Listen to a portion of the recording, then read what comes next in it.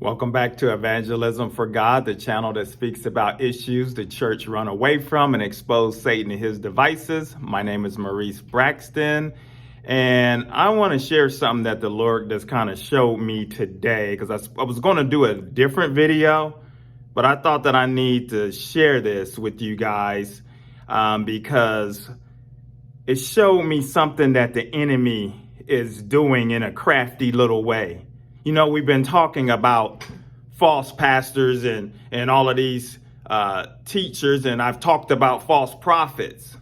But the Lord showed me that there's a rise in false Christians, that the enemy is using false Christians within the realm of Christianity to actually bring down and to try to destroy the name of Christ in what way he can.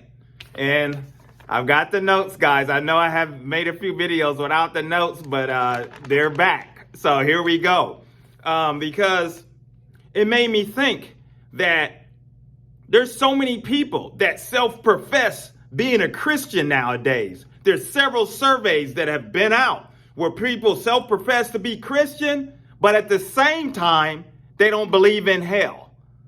They say, you know, there's no way that a loving God would damn somebody to hell, but yet they're a Christian. Then you have others, groups that's been in the survey, and people that are out there that claim that there's no Trinity. They don't believe in the Trinity, but they identify as a Christian.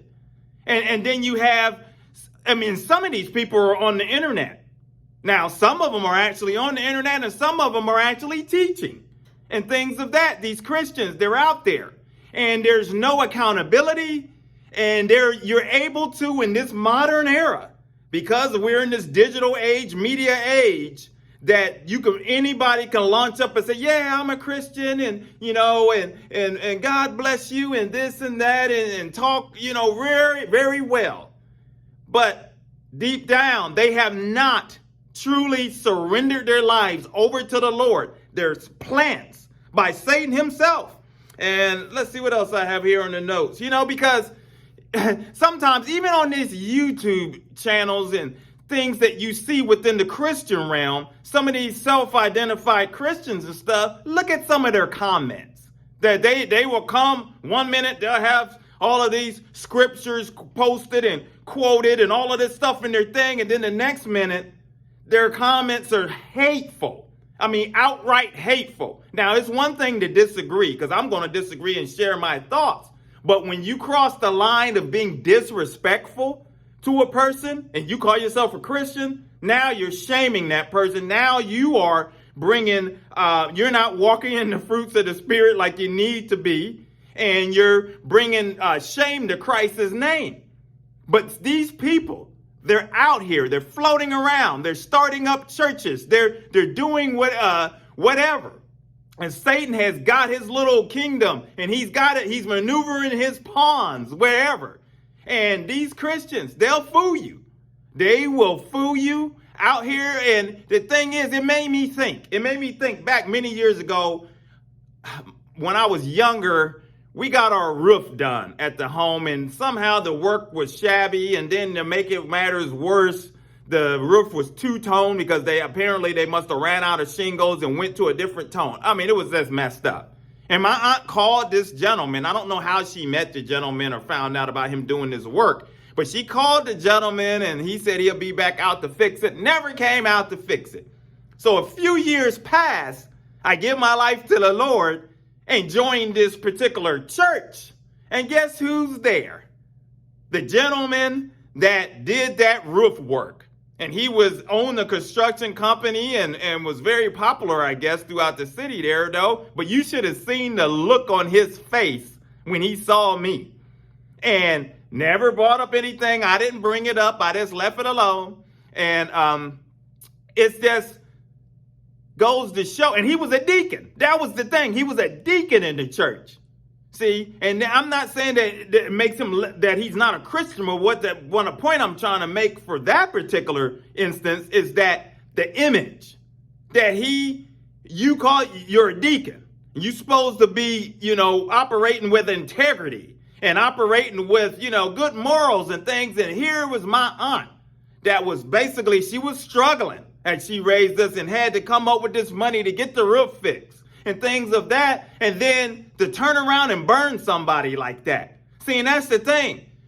As Christians, we have to make sure that our light is shining. It's not going to shine all the time because we're going to have some days, the old joke is, hey, I'm going to lay my religion down and lay into somebody. I mean, we're going to have bad days sometime. And I'm not trying to justify anything, but we're to try to do our best.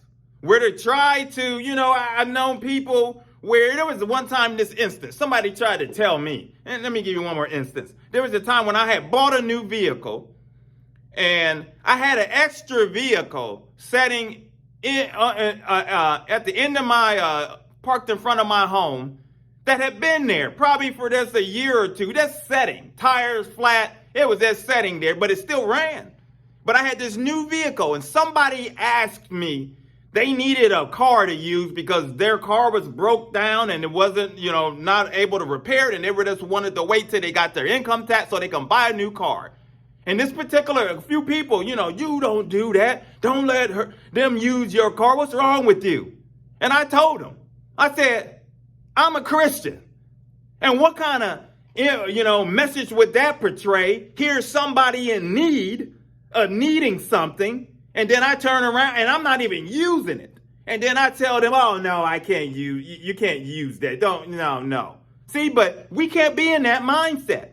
These Christians, like I say, we got to make sure we're trying to walk right, being that example, because right now we're the minority right now, because I believe there's such a rise and there's such a pushback against Christianity that the true Christians out here, we have to stand, let our lights really shine, because the evangelical realm has become so corrupt and so distorted and tainted.